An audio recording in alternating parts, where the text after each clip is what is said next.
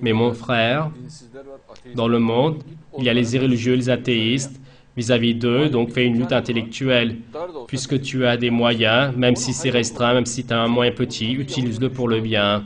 Chez eux, l'inimitié du juif est dans un style très enragé, donc l'inimitié du juif. Mon frère, les juifs, est-ce qu'ils sont de la lignée de prophètes ou oui ou non? Il dit non, ils ne sont pas, mais par Allah, ils sont de la lignée des prophètes. Toi, donc une lignée de prophètes, tu es donc déterminé à les éradiquer. Toi, donc s'il y a donc une détérioration donc dans ces gens, entre guillemets, tu feras des efforts pour les attirer sur le droit chemin. Tu ne feras pas des efforts pour les éradiquer. Et il dit, on n'arrive pas à obtenir des applaudissements, mais ce n'a rien à voir avec cela. Oublie les applaudissements. Par exemple, la haine du franc-maçon, mieux que d'avoir la haine, donc fais un travail pour leur guider, fais-leur aimer donc l'islam, le Coran, les musulmans. Maintenant, à Rome, la Grande Loge, il va y avoir l'ouverture, Inch'Allah. Là-bas, donc, les francs-maçons ont voulu de nous donc un Coran avec une grande cérémonie. Le Coran va partir là-bas, nous allons l'emmener. Et cela va être à l'ordre du jour. Et ils vont parler du Coran, ils vont parler de l'islam.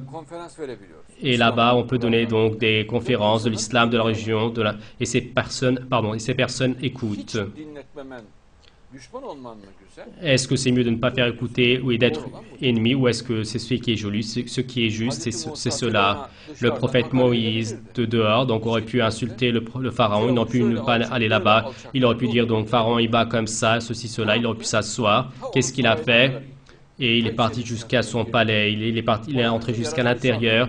D'abord, il lui a parlé de la création, il lui a prouvé la création. D'abord, il commence par la création.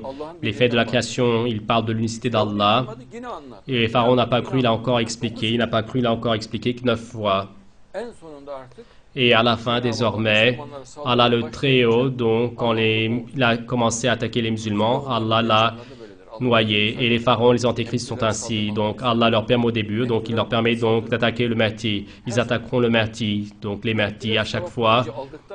Donc, une fois que les Mahdi ont pris les bonnes actions, Allah, donc ces personnes passent soit en les noyant, soit donc en enlevant leurs veines, soit en leur arrachant leur tête ou les étouffant d'une manière ou d'une autre. Donc, il les tuera. Donc, car leur devoir est fini. Quand donc un pharaon part, un autre pharaon vient, et lui, après avoir fait son devoir, Allah également donc l'étouffe, le noie, donc un à un, car il a constamment besoin donc de pharaon, de Nemrod. Nous sommes dans l'ère du Mahdi en ce moment.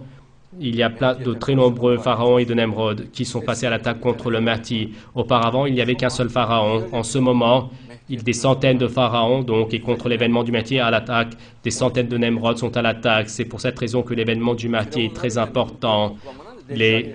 Donc, à la réunion des pharaons et des Nemrod, on appelle cela l'antéchrist, le système de l'antéchrist.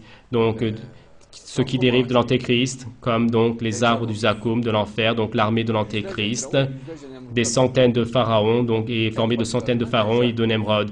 Et à leur tête, ou leur leader, on appelle l'antéchrist. Et l'événement du Mahdi contre eux, ceux qui luttent contre eux, qui représentent le prophète d'Allah, de parmi les enfants du prophète d'Allah, c'est l'école du Mahdi.